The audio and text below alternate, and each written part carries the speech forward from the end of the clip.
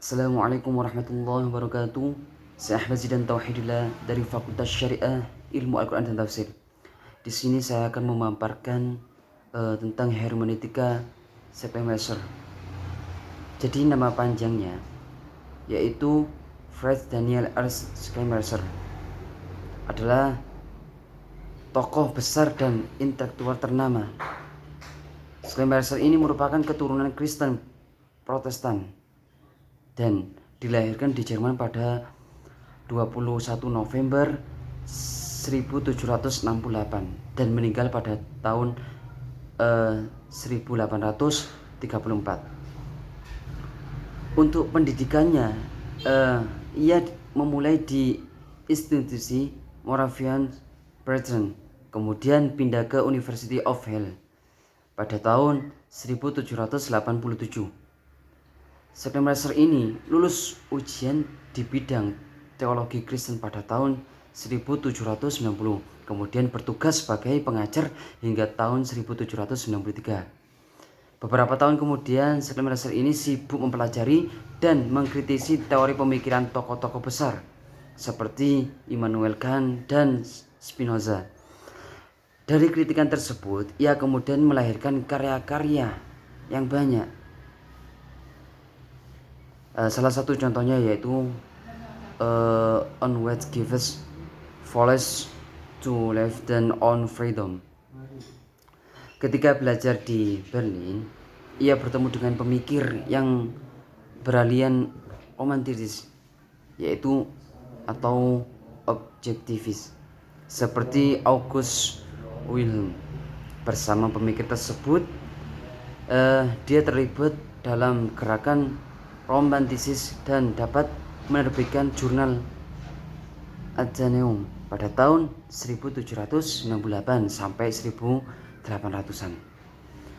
Aliran objektif inilah yang kemudian mempengaruhi pemikiran-pemikiran hermeneutikanya. Schleiermacher ini menyatakan bahwa tugas hermeneutika adalah memahami teks sebaik-baiknya atau lebih baik daripada pengarangnya sendiri, dan memahami pengarang teks lebih baik daripada memahami diri sendiri. Schleiermacher mengatakan bahwa pemahaman kita peroleh dengan melihat bagaimana semua bagian itu berhubungan satu sama yang lain. Hermeneutika yang dibangun olehnya ialah hermeneutika gramatikal dan psikologis. Hermeneutika gramatikal yaitu yang mempelajari tentang bahasa dan sejarah atau aliran objektif, sedangkan hermeneutika psikologis mempelajari bahasa sebagai ungkapan hidup seseorang atau aliran subjektif. Relevansinya, pemikiran Schleiermacher ini di dalam kajian Al-Quran. Pemikiran Schleiermacher termasuk dalam aliran objektif.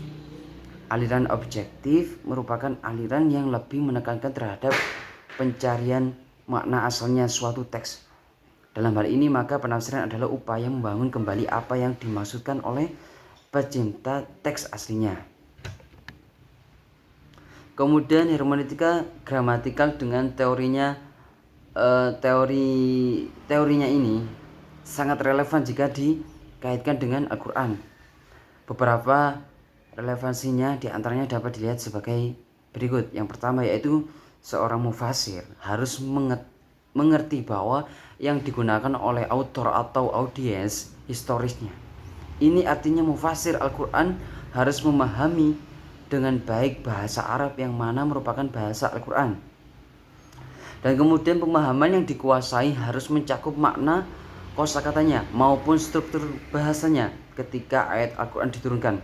Karena struktur bahasa yang ada di dalam Al-Quran menyimpan banyak kandungan makna, tidak terbatas hanya pada tekstualnya. Sebagai contoh, prinsip pertama Schleiermacher dalam kajian Al-Quran ialah diakroni atau makna yang mengalami perubahan, dan sinkroni atau aspek bahasa yang selalu tetap.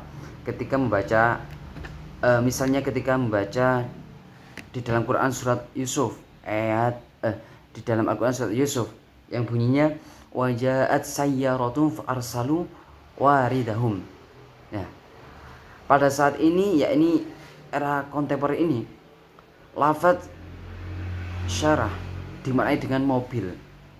Padahal lafaz syarah pada saat Nabi Muhammad menerima wahyu tersebut memaknai orang yang berjalan kaki atau musafir. Oleh sebab itu, pergeseran makna itu, maka seseorang penafsir harus betul-betul memahami arti dari suatu lafaz yang dikehendaki oleh penciptanya. Di samping itu juga kedekatan waktu dan kesamaan bahasa adalah jaminan dari otentisitas. Kedua, seorang mufasir harus melakukan analisis sintakmatis jika dikaitkan dengan penafsiran Al-Quran. Maka dapat dipahami ketika mufasir akan menafsirkan suatu kalimat dalam ayat Al-Quran, ia juga harus melihatkan kalimat-kalimat yang berada di sekelilingnya, baik yang ada sebelumnya maupun setelahnya. Jadi mufasir juga harus memperhatikan konteks kalimat dan ayat atau yang bisa disebut dengan syiyakul kalam. Penerapan ini bisa disebut juga dengan polisemi. Polisemi itu kata yang memiliki lebih dari satu makna. Itu saja yang dapat saya paparkan. Kurang lebihnya mohon maaf. Wassalamualaikum warahmatullahi wabarakatuh.